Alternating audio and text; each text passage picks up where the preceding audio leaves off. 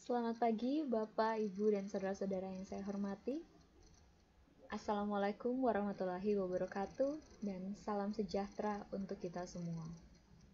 Pertama-tama, marilah kita mengucap syukur kehadirat Tuhan Yang Maha Kuasa, karena hanya atas berkat dan penyertaannya saja, sehingga kita bisa melaksanakan setiap aktivitas kita, setiap kegiatan kita, bahkan di tengah-tengah kondisi Indonesia maupun kondisi dunia yang sedang dilanda COVID-19 ini.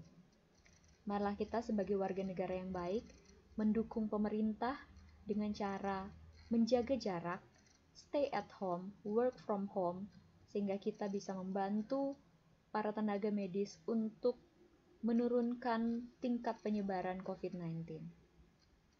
Biarlah kita semua selalu bekerja sama agar bangsa kita dapat segera kembali pulih. Pengabdian kepada masyarakat ini bertujuan untuk mendukung program pemerintah, di mana kami ingin memberdayakan UMKM untuk dapat mempersiapkan diri memasuki perdagangan internasional. UMKM sendiri sudah merupakan suatu pilar ekonomi yang sangat kuat untuk bangsa Indonesia. Namun pemerintah masih ingin melihat lebih banyak lagi UMKM terjun ke dalam pasar internasional, atau dalam hal ini lebih khususnya pemerintah menginginkan agar UMKM di seluruh Indonesia itu bisa melakukan ekspor, sehingga barang-barang dari Indonesia dapat dikenal di dunia internasional. Oleh karena itulah, maka pada kesempatan ini kami mengundang Bapak dan Ibu, saudara-saudara untuk dapat mengikuti pelatihan memulai ekspor untuk UMKM yang kami lakukan pada saat ini. Biarlah kiranya lewat pelatihan ini dan juga pendampingan nantinya, Bapak dan Ibu dan saudara-saudari sebagai pelaku UMKM dapat lebih termotivasi untuk mau melakukan ekspor dan juga bisa mengetahui apa saja sih yang diperlukan atau apa saja yang harus dilakukan untuk memulai kegiatan ekspor ini. Kiranya materi yang akan saya sampaikan nanti dapat diserap dengan baik dan jika ada pertanyaan bisa ditanyakan di bagian akhir presentasi. Kalau begitu kita mulai saja. Ada 4 materi atau 4 topik yang akan kita bahas. Yang pertama, pentingnya UMKM untuk Indonesia. Yang kedua, pengantar tentang ekspor. Yang ketiga, 4 tips untuk memulai ekspor. Dan yang keempat, langkah-langkah persiapan memulai ekspor.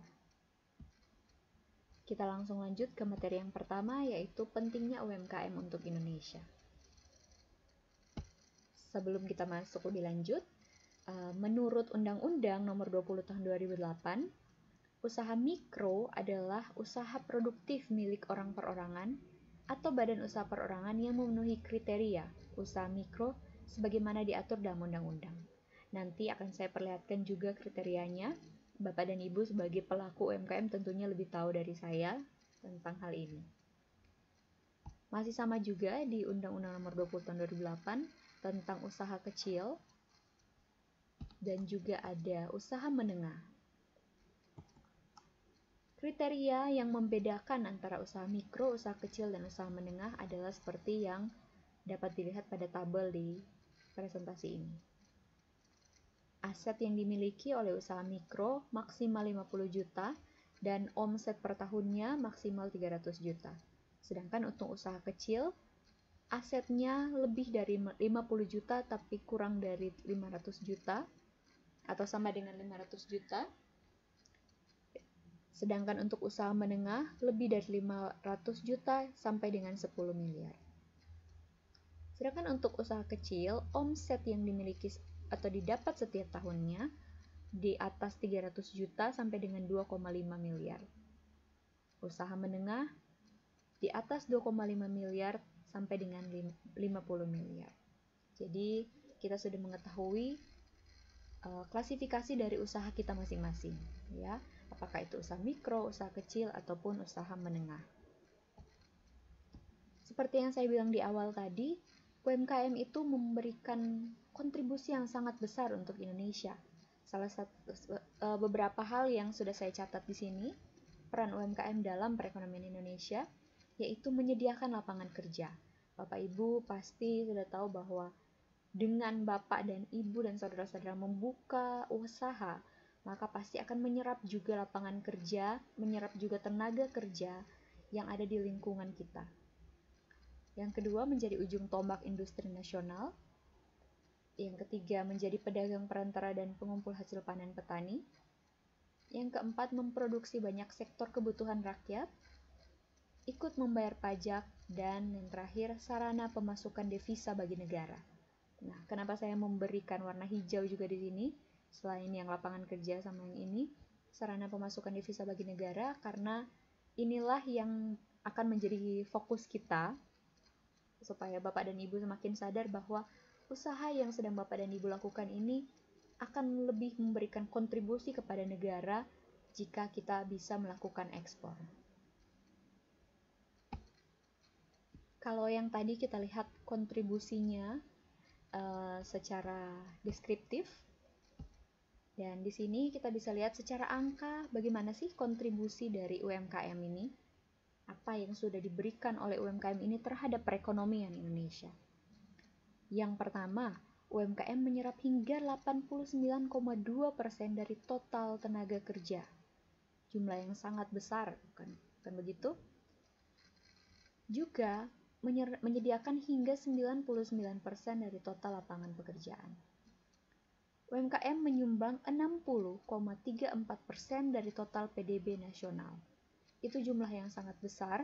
UMKM berhasil menyumbangkan 60,34% dari total produk domestik bruto Indonesia. Dan juga menyumbang 14,17% dari total ekspor. Inilah beberapa kontribusi nyata UMKM terhadap perekonomian Indonesia sampai dengan saat ini. Jadi Bapak dan Ibu sebagai pemilik UMKM, sebagai pelaku UMKM patut berbangga karena bisa menghasilkan atau bisa memberikan kontribusi yang sangat besar untuk Indonesia. Nah, kontribusi tersebut diharapkan juga oleh pemerintah untuk dapat ditingkatkan lagi, sehingga total ekspor yang diberikan atau dikontribusikan oleh UMKM itu dapat semakin bertambah setiap tahunnya. Bahkan pada akhir 2030 kalau tidak salah, atau 2025, pemerintah mencanangkan atau mengharapkan kontribusi UMKM itu bisa mencapai 30%. Jadi mari kita berusaha sama-sama, mari kita saling memotivasi agar UMKM bisa go internasional, UMKM bisa go ekspor. Nah, di sini saya juga menyediakan beberapa contoh sukses di mana UMKM itu bisa go internasional. Ini ada salah satu produk, Boboko. Jadi ini produknya merupakan produk-produk jajanan-jajanan Indonesia, tapi dibuat sedemikian rupa sehingga dapat diekspor dan laris di pasar internasional. Jadi di sini ada batagor, ada kicimpring, dan berbagai macam jenis lainnya. Ini Boboko Snack, dimulai dari usaha dapur rumahan milik dari Bapak Irfan Salim pada awal November 2015. Jadi belum terlalu lama, baru 5 tahun dan dia sudah berhasil mengekspor produk ini. Jadi berawal dari menjual seblak kering, kini sudah memiliki 9 makanan ringan lainnya. Jadi batagor kuah instan, basreng, moring, kicimpring, makaroni, dan berbagai macam lainnya. Ada juga contoh yang lain, contoh sukses ekspor. Ini Gendis Bag, tas dari eceng gondok, suatu produk yang sangat inovatif. Jadi tasnya berasal dari eceng gondok, jadi bahan-bahannya juga bahan-bahan yang natural, begitu cantik sehingga bisa memiliki nilai tambah.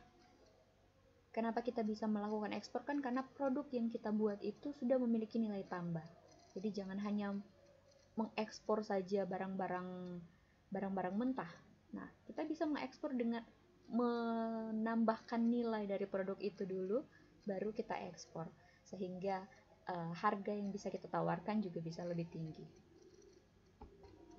Diharapkan setelah melihat contoh-contoh sukses dalam melakukan kegiatan ekspor ini, Bapak dan Ibu juga termotivasi bahwa hal-hal yang sederhana pun dari snack-snack Indonesia ini pun atau eceng gondok ini bisa kita manfaatkan, bisa kita berikan nilai tambah sehingga bisa kita pasarkan ke pasar internasional. Kita lanjut ke materi kedua, yaitu tentang pengantar ekspor. Apa sih ekspor itu?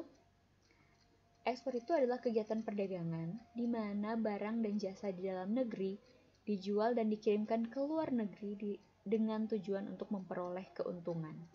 Jadi pada saat Bapak dan Ibu dan saudara-saudara mengirimkan barang atau jasa yang Bapak dan Ibu miliki untuk dikirim ke luar negeri dengan tujuan untuk memperoleh keuntungan, maka Bapak dan Ibu sudah melaksanakan ekspor.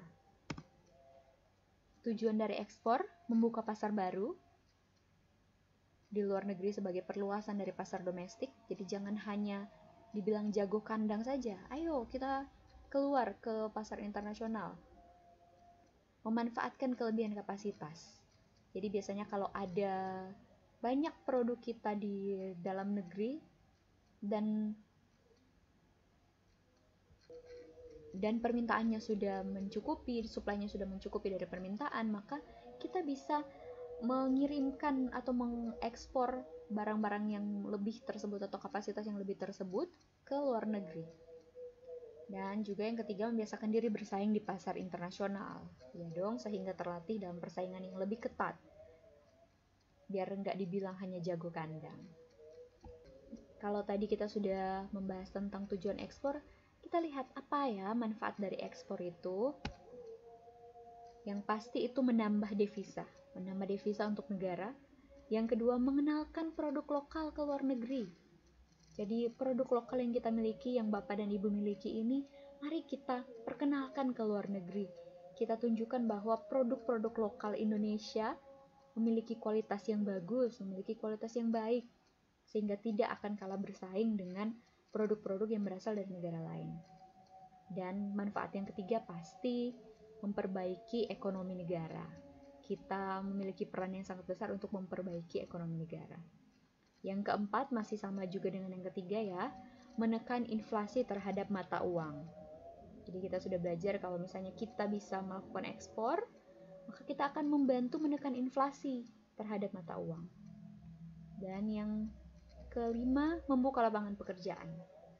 Seperti yang ada di bagian kontribusi tadi, jadi dengan kita melakukan ekspor, kita bisa memperluas usaha kita bisa membuka lebih banyak lapangan pekerjaan. Dan yang keenam, manfaatnya juga menumbuhkan kecintaan terhadap produk dalam negeri Indonesia. Go produk Indonesia. Nah, di sini kita sudah melihatkan berbagai macam manfaat dari kegiatan ekspor tersebut. Namun, tidak dapat dipungkiri juga ada banyak yang halangan-halangan yang menurut kita akan menghalangi kita untuk melakukan kegiatan ekspor. Di sini saya sudah mencatat beberapa mindset yang salah tentang ekspor. Yang pertama, tahapan yang sulit. Kita pasti sudah akan merasa, aduh, ekspor itu adalah sesuatu yang sulit, jadi ngapain ekspor, harus ngurus inilah, harus ngurus ini, surat itu. Ekspor itu kayaknya sulit deh, sebaiknya nggak usah aja. Atau pikiran yang berikutnya, terlalu mahal, kan harus dikirim ke luar negeri jadi mahal dan seterusnya kayak gitu. Atau juga ada yang mungkin sedikit berpikir akan keberatan kalau misalnya harus mengurus di bea cukai, karena ngurus di bea cukai itu sulit, harus memenuhi persyaratan 1, 2, 3 dan sebagainya. Atau ekspor harus kuantitas yang banyak. Nah, sebenarnya tidak seperti itu, Bapak dan Ibu. Jadi, ekspor itu tidak harus kuantitasnya banyak. Dengan hanya mengirim sedikit saja, Bapak dan Ibu sebenarnya sudah melakukan ekspor. Jadi terus tahapan yang sulit itu kalau dijalani satu persatu, kalau kita tahu berkas-berkas apa yang harus kita punya, berkas-berkas apa, surat-surat apa yang harus kita persiapkan, maka itu tidak akan sulit. Itu sama juga dengan kalau misalnya harus mengurus di bea cukai. Segala berkas-berkasnya dan surat-suratnya sudah lengkap, maka tidak akan masalah di bea cukai. Karena kan bea cukai harus bisa memastikan bahwa produk yang akan kita kirimkan itu bukan merupakan suatu produk yang ilegal, sehingga mereka harus menjaga dengan baik. Jadi ya emang harus dilaksanakan sesuai dengan ketentuan dari bea cukai. Jadi sebenarnya kita menghilangkan dulu mindset-mindset yang salah ini. Kita mulai mengambil langkah satu demi satu, mempersiapkan sedikit demi sedikit, sehingga kita pada saatnya nanti kita sudah akan siap untuk bisa terjun ke pasar internasional dan melakukan ekspor.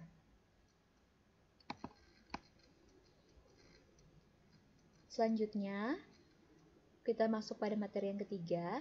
Jika kita sudah membuang segala pikiran-pikiran negatif atau mindset yang salah tentang ekspor tersebut, marilah kita mulai berpikir positif untuk mencari tahu apa langkah-langkah yang harus kita ambil, apa yang harus kita persiapkan untuk bisa memulai kegiatan ekspor.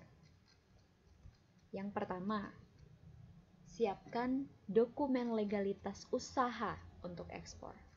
Jadi, Bapak dan Ibu, saya mengetahui pasti sudah memiliki IUMK kan? Ya.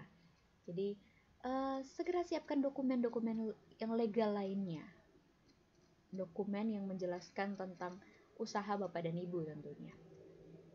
Di sini ada contohnya SIUP, Surat Izin Perdagangan oleh Dinas Penanaman Modal, Pelayanan Terpadu Satu Pintu di Kabupaten dan Kota.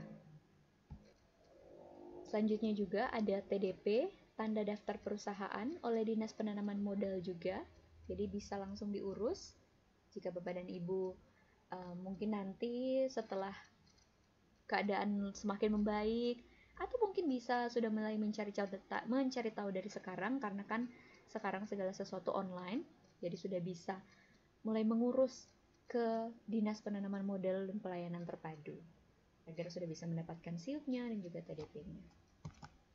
Kita lanjut ke NPWP.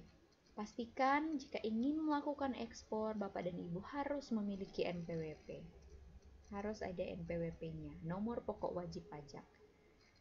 Saya asumsikan semestinya kalau Bapak dan Ibu sudah mulai berusaha seperti ini, sudah memiliki badan usahanya, entah itu usaha mikro, kecil, ataupun menengah, itu harusnya sudah memiliki NPWP. Dan yang berikutnya ada NIK, Nomor Identitas Kepabeanan oleh Ditjen Bea Cukai. Jadi jika kita ingin melakukan ekspor ataupun impor di sini adalah impor bahan-bahan material mungkin ya, atau yang lainnya. Jadi jika kita ingin berinteraksi atau masuk ke dalam perdagangan internasional harus memiliki NIK, Nomor Identitas Kepabeanan, yang dapat diurus di Ditjen Bea Cukai. Jadi sebelum nanti mengurus bisa mencari-cari tahu dulu informasinya lewat internet. Jadi setelah tadi kita mengetahui dokumen legalitasnya, ya kan, dokumen legalitas usaha untuk ekspor, sekarang kita masuk ke menyiapkan dokumen ekspor. Jadi dokumen ekspor apa saja yang akan dibutuhkan oleh Bapak dan Ibu jika pada saatnya nanti Bapak dan Ibu akan melakukan kegiatan ekspor ini. Saya sudah membuatkan listnya. Jadi ada dokumen ekspor yang utama. Di dokumen ekspor yang utama terdiri dari invoice, packing list. Packing list adalah daftar dari barang-barang yang akan dikirimkan. Jadi setiap Bapak dan Ibu ingin mengirimkan barang-barang harus ada packing listnya. Ingin mengekspor barang harus ada packing list. Terus ada bill of lading juga. Bill of lading ini atau di sini dibuat jika shipping company bila laut dan airway bill bila udara. Jadi kalau pengirimannya dilakukan lewat laut, maka harus menyediakan bill of lading. Jika pengirimannya melakukan lewat udara, maka harus ada airway bill. Saya akan memberikan contohnya. Kalau invoice pasti sudah tahu ya. Ini packing listnya. Jadi eksportirnya adalah PT Sanana Pelangi Indonesia. Consignee atau importirnya Oceanic Seafood USA dari Surabaya ke Amerika. Nah, apa saja yang dikirimkan ada di sini. Jadi ada saku AAA, saku dan cube dan seterusnya. Itu jumlahnya berapa? 740 karton, 428, 624 dan seterusnya. Jadi inilah packing list itu. Berapa beratnya, gross weight-nya berapa, remarks dan lain-lain. Jadi membuat packing list, daftar barang-barang yang Bapak dan Ibu kirimkan. Selanjutnya ini ada contoh seaway bill dan juga airway bill. Jadi tergantung Bapak dan Ibu mengirimkan barang tersebut lewat udara atau lewat laut. Jadi harus ada seperti ini. Airway bill-nya sama bill of lading sama apa yang tadi? Bill of lading sama airway bill. Ya. Nah, kalau kita sudah tahu atau sudah menyediakan dokumen ekspor yang utama, kita juga harus menyediakan dokumen tambahan. Jadi dokumen tambahan itu tergantung dari apa produk yang Bapak dan Ibu kirimkan atau apa produk yang Bapak dan Ibu ingin ekspor. Kalau yang tadi dokumen yang utama kan itu berarti harus ada. Kalau yang ini dokumen tambahan, hanya tambahan saja, misalnya certificate of origin, sertifikat keaslian, terus sertifikat analisis dari laboratorium. Mungkin jika produk-produk yang ingin Bapak dan Ibu kirimkan atau ekspor tersebut adalah yang berbau-bau seperti makanan ataupun bahan-bahan kimia. Terus ada certificate of phytosanitary dari Badan Karantina untuk produk tumbuhan. Jadi jika produk tumbuhan harus ada ini sertifikat phytosanitary. Dan dokumen tambahan lainnya sesuai permintaan dari importir. Dokumen lainnya yang diperlukan juga yaitu ada shipping instruction dari eksportir ke shipping line, terus sama PEB, pemberitahuan ekspor barang dari eksportir. Jadi PEB ini yang biasanya juga pasti akan dilihat oleh petugas bea cukai. Ya, jadi ada PEB. Semuanya akan diteliti oleh petugas bea cukai sebenarnya. Jadi ini pre-shipping instruction. Dan terus ada juga pemberitahuan ekspor barang. Bea cukai. Jadi ini adalah berasal dari bea cukai, jadi kita harus mematuhinya, harus mengisinya dengan baik pemberitahuan ekspor barang. Nanti mungkin di pelatihan berikutnya akan ada cara mengisi. Kita akan mempelajari cara mengisi atau membuat surat-surat ini. Cara mengisi surat pemberitahuan ekspor barang misalnya, atau cara membuat surat yang lain, atau di mana membuatnya. Kalau kita tidak membuatnya sendiri, maka di mana mengurusnya, bagaimana cara mengurusnya. Jadi di pelatihan berikutnya akan lebih mendetail lagi isi dari lebih teknis lagi, maksud saya lebih teknis lagi isi dari pelatihan kita. Untuk saat ini saya hanya memperkenalkannya saja dulu, agar Bapak dan Ibu tahu bahwa sebenarnya ekspor itu tidak serumit yang kita bayangkan, atau tidak hanya bisa dilakukan oleh perusahaan-perusahaan besar. Bahkan UMKM pun pasti bisa melakukan ekspor. Dan pemerintah akan memberikan kemudahan-kemudahan untuk UMKM dalam melakukan ekspor. Jadi mari kita semakin semangat untuk bisa melakukan ekspor. Nah, ini dia seperti yang saya sempat sebutkan tadi. Pemerintah menyediakan berbagai macam fasilitas untuk UMKM bisa melakukan ekspor. Jadi marilah kita memanfaatkan fasilitas ekspor tersebut yang disediakan pemerintah dan berbagai institusi lainnya. Ini agak kepotong ya. Pemerintah dan berbagai instansi lainnya. Oke, kita lihat satu-satu. Jadi, ada berbagai macam instansi, berbagai macam situs, baik itu di Indonesia maupun di luar negeri, yang akan membantu kita melakukan kegiatan ekspor. Jadi yang di luar negeri itu maksudnya adalah badan atau institusi yang berasal dari Indonesia, bisa saja, tetapi ada di luar negeri. Salah satu tujuannya ya untuk bisa membantu jika ada warga negara Indonesia yang ingin melakukan kegiatan seperti ini, kegiatan ekspor. Nah, salah satu situs yang dapat membantu Bapak dan Ibu dalam mempersiapkan kegiatan ekspor adalah ini. Mencari informasi di kemendak.go.id. Jadi ini adalah punyanya Kemendak, Kementerian Perdagangan, Direktorat Pengembangan Ekspor Nasional Kementerian Perdagangan. Jadi itu adalah perwakilan perdagangan Indonesia, yaitu Trade Promotion Center. Jadi ada Indonesia Trade Promotion Center, ITPC, dan Atase Perdagangan yang tersebar di 5 benua. Jadi di setiap negara kalau tidak salah ada. Seperti saya sempat mencari, ada ITPC yang ini International Trade Promotion Center di Jepang, ada juga yang di Berlin, ada yang di Barcelona, dan di berbagai macam tempat. Jadi lewat situs-situs ini kita bisa mencari tahu.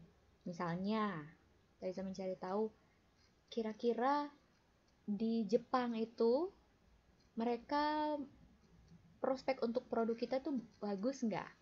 Misalnya produk kita adalah produk anyaman bambu misalnya. Apakah anyaman bambu ini punya prospek atau punya customer yang akan membeli di Jepang atau di Barcelona atau di mana? Jadi kita bisa mencari informasi di situ. Untuk mencari informasi apa yang kita butuhkan atau apa bentuk informasinya, sekali lagi kita akan pelajari di pelatihan kita yang berikutnya. Saat ini saya memperkenalkan dulu, Bapak dan Ibu bisa mencari informasi di mana aja.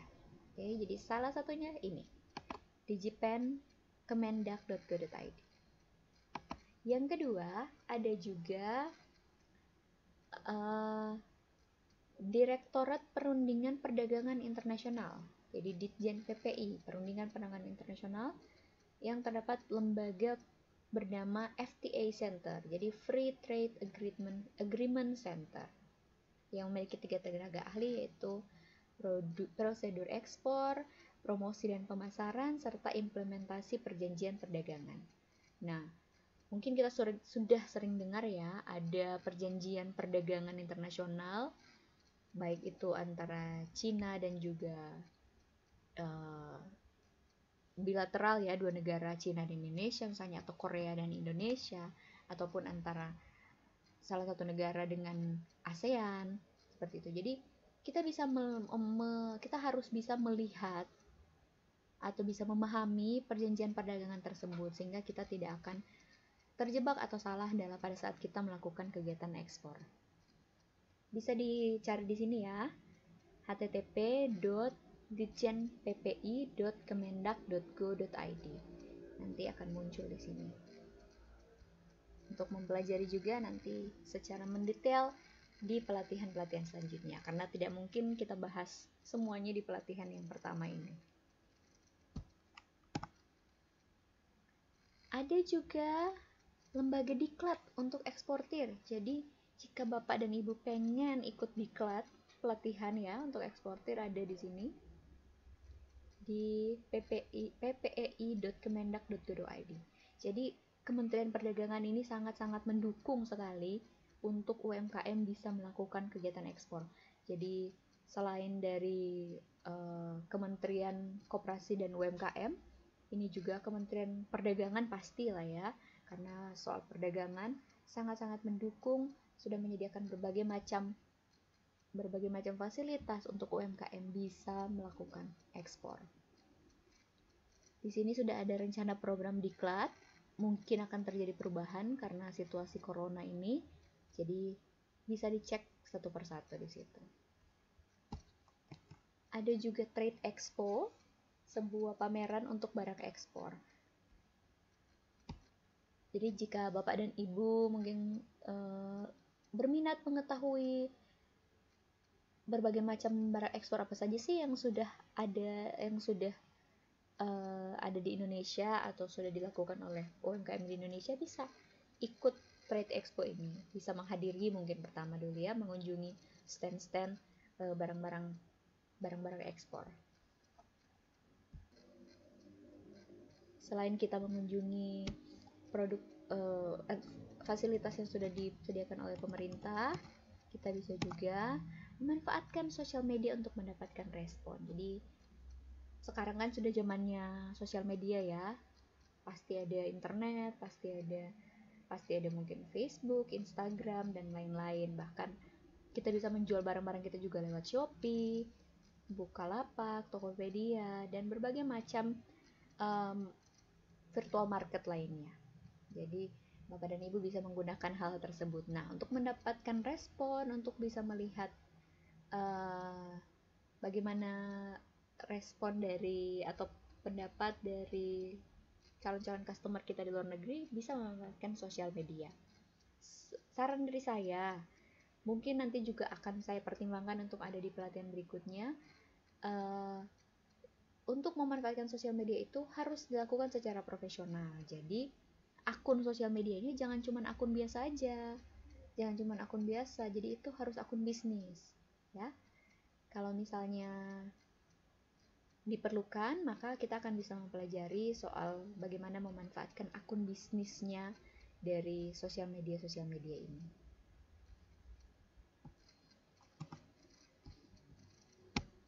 Oke, kita sudah masuk di materi yang terakhir, yaitu persiapan sebelum memulai ekspor. Apa saja yang harus Bapak dan Ibu persiapkan sebelum memulai ekspor? Kita langsung masuk ya. Ini dia.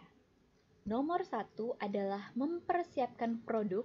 Tentu saja, produk kita harus siap, packagingnya sudah harus bagus, brandingnya sudah harus ada, juga apa yang harus kita persiapkan untuk produk kita ya. Jadi harus memang sudah siap produknya. Dan yang berikutnya adalah negara tujuan ekspornya. Jadi produk kita itu mau dikirim kemana, ya kan? Jangan misalnya produk saya mau langsung saya kirim ke Cina saja atau ke Jepang saja, tapi kita tidak melakukan riset terlebih dahulu. Apakah ada konsumen di Cina yang ingin membeli produk kita? Apakah ada orang di Jepang yang tertarik membeli produk kita? Atau bagaimana prospeknya di Jepang? Jadi kita harus melakukan riset terlebih dahulu. Jadi untuk menentukan negara tujuan ekspor itu harus melakukan riset. Setelah kita mempersiapkan produk kita, persiapkan juga negara tujuan kita. Cara untuk menentukannya ada berbagai macam ya. Salah satunya tadi dengan memanfaatkan situs-situs yang sudah disediakan oleh pemerintah. Nah, untuk dapat melihat potensi suatu produk pada negara tujuan ekspor, salah satunya dengan melalui kata kunci market intelligence. Di sini saya sudah tuliskan market intelligence atau market brief. Market brief dari produk Bapak dan Ibu, misalnya produknya adalah coconut sugar. Jadi kita ketikkan di Google market brief dari coconut sugar, akan muncul seperti ini. Ya. Jadi ini yang tadi kan di Japan Kemendak itu ada infonya di sini. Market brief produk coconut palm sugar di pasar Jerman. Nah, jadi kita bisa tahu, oh, berarti mungkin di pasar Jerman itu untuk produk coconut sugar saya prospeknya bagus nih. Ada pasar di sana. Jadi saya bisa mungkin menetapkan negara tujuan ekspor saya ke Jerman. Misalnya seperti itu. Jadi harus melakukan riset dulu. Nanti kita pelajari lebih lanjut ya secara teknisnya. Terus masih sambungan yang tadi ya. Dalam mempersiapkan produk dan NTE terdapat dua pilihan, yaitu menentukan NTE terlebih dahulu. Jadi kita bisa ada dua pilihan, bisa menentukan negara tujuan ekspornya lebih dahulu, baru melakukan pemilihan produk, atau menentukan produk terlebih dahulu, setelah itu baru menentukan NTE yang dituju. Jadi tergantung dari Bapak dan Ibu. Kalau mungkin Bapak dan Ibu produknya memang sudah tetap, Ya, sudah pasti apa, maka pasti yang kita akan menggunakan yang kedua ini. Cara yang kedua yaitu udah ada produknya, terus baru kita tentukan kita mau ke negara mana. Situs yang dapat dijadikan untuk melakukan riset salah satunya ini, trademap.org. Ini salah satu contohnya, ada 5 negara tujuan ekspor non migas terbesar di Indonesia ya. Tiongkok, Amerika Serikat, Jepang, India, dan Singapura. Cara yang kedua, apa sih persiapan yang harus dilakukan sebelum mulai kegiatan ekspor? Jadi setelah tadi kita mempersiapkan produk dan negara tujuannya, mempersiapkan juga alat promosinya. Alat promosi atau promotion tools adalah perangkat yang secara fisik keberadaannya harus ada. Dan kalau mengikuti pameran dagang, antara lain kartu nama, brosur, katalog, dan profil perusahaan atau usaha. Jadi mungkin kita kalau ada yang menganggap bahwa sudah tidak perlu lagi kok ini kartu nama, brosur, katalog. Kenapa, kan sudah online. Tapi jika kita pergi ke misalnya ikut dalam pameran seperti itu ya, bertemu dengan berbagai macam trader, kita harus mempersiapkan tetap alat-alat promosi ini. Jadi ada kartu nama, berisi informasi nama pribadi, nama perusahaan, jabatan, kontak email, dan nomor telepon. Juga brosur yang berisi mengenai produk, sejarah singkat mungkin, mengapa produk ini menunjukkan, dan lain-lain. Katalog juga, spesifikasi produk, minimal ordernya berapa, atau jenis produknya ada apa aja, dan company profile. Jadi menjelaskan tentang produk yang dijual, tentang perusahaan tersebut sendiri, dan sertifikat apa yang telah dimiliki. Jadi kita kasih lihat supaya orang yang mengunjungi pameran tersebut atau mengunjungi booth kita tersebut bisa tahu, oh, produk ini ternyata sudah memiliki sertifikat ini. Produk ini ternyata dibuat dari bahan alami, sudah terjamin, dan sebagainya. Jadi harus mempersiapkan alat promosinya.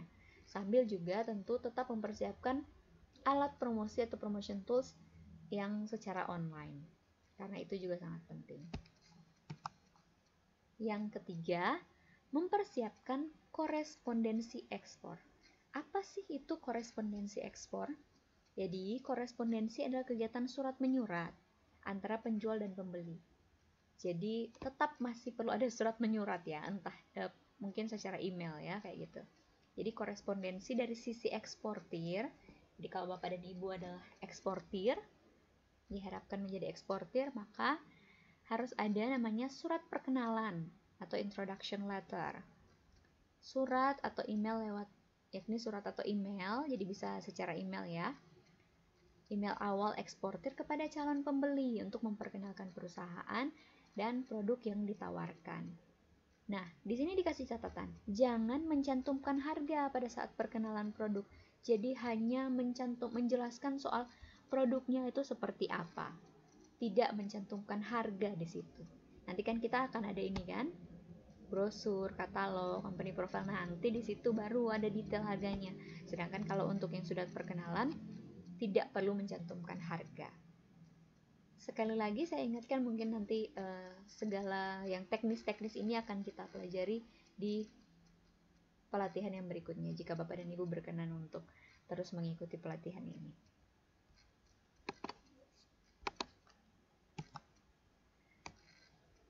Nah, juga ada surat penawaran. Surat penawaran atau offering letter, yaitu berupa penawaran harga yang dibuat berdasarkan permintaan, penjelasan spesifikasi barang, kuantitas harga, dan metode pelayanan. Jadi cantumkan minimal harga, FOB, freight on board, dan penawaran harga, yaitu harga barang sampai pelabuhan lokal. Nah, korespondensi dari buyer atau importer yaitu surat permintaan. Jadi surat permintaan itu dikirimkan dari importir. Misalnya siapa importir Bapak dan Ibu dari luar negeri mengirimkan surat permintaan kepada kita sebagai eksportir. Pada Bapak dan Ibu permintaan turun harga atau pemesanan, purchase order. Ya, pasti sudah lebih memahami tentang ini. Dan di sini ada yang penjelasan spesifikasi barang, kuantitas harga, metode pembayaran, dan lain-lain. Jadi itu surat penawaran dari kita, surat penawaran atau offering letter. Jadi hal-hal inilah yang harus kita persiapkan sebelum kita memulai ekspor tersebut.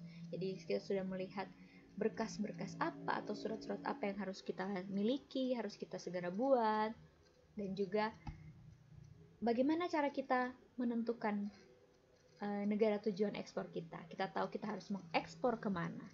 Jadi bisa dengan cara-cara seperti ini. Ya, sampai sedemikian jauh materi yang bisa saya bagikan pada hari ini. Semoga dapat bermanfaat, dan jika ada pertanyaan bisa ditanyakan setelah ini. Saya ingin memberikan motivasi sedikit, jadi ini dari Pak Jokowi. UMKM harus didampingi, dikawal, dan dibina agar Indonesia masuk ke global marketplace. Jadi inilah salah satu wujud tanggung jawab kami sebagai akademisi, mendampingi Bapak dan Ibu untuk mempersiapkan dari segi pengetahuan mungkin, atau dari segi informasi yang bisa kami bantu bagikan. Dan sebagai warga negara, sebagai orang Indonesia, marilah kita terus memajukan Indonesia lewat apapun yang bisa kita lakukan. Lewat usaha kita, lewat kegiatan kita, maka kita bisa memperkenalkan Indonesia ke mata internasional dan tentu saja membawa nama baik untuk Indonesia. Terakhir dari Pak Habibie, hanya anak bangsa sendirilah yang dapat diandalkan untuk membangun Indonesia. Tidak mungkin kita mengharapkan bangsa lain. Jadi sebagai anak bangsa, marilah kita semangat, marilah kita termotivasi lagi untuk membangun atau mengembangkan bangsa Indonesia. Karena tidak mungkin orang dari luar negeri yang akan membangun Indonesia. Kita sebagai anak bangsa yang harus membangun Indonesia. Mari kita semangat untuk melakukan ekspor, kita semangat untuk memperkenalkan Indonesia ke dunia internasional. Terima kasih.